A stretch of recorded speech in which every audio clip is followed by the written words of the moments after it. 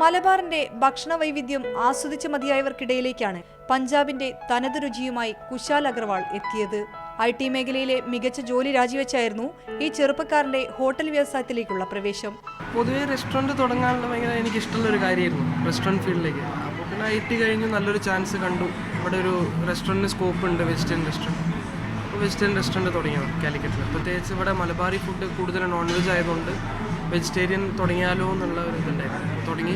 ജന്മം കൊണ്ട് പഞ്ചാബിയാണെങ്കിലും കുശാൽ ജനിച്ചത് കോഴിക്കോടാണ്.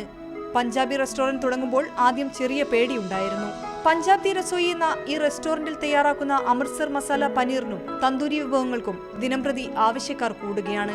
തുടങ്ങിയിട്ട് 8 മാസം പൂർത്തിയാകുന്നതിന് മുൻപ് തന്നെ ജില്ലയിലെ മികച്ച വെജിറ്റേറിയൻ ഹോട്ടലിലുള്ള ടൂറിസം പ്രൊമോഷൻ കൗൺസിലിന്റെ പുരസ്കാരവും പഞ്ചാബ് ദി രസോയിയെ തേടിയെത്തി.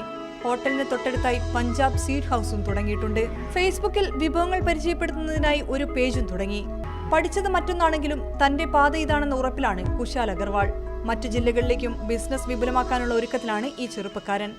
ക്യാമറ പേഴ്സൺ അനൂപ് സിപ്പിക്കൊപ്പം ഷിത, മീഡിയ 1 കോഴിക്കോട്.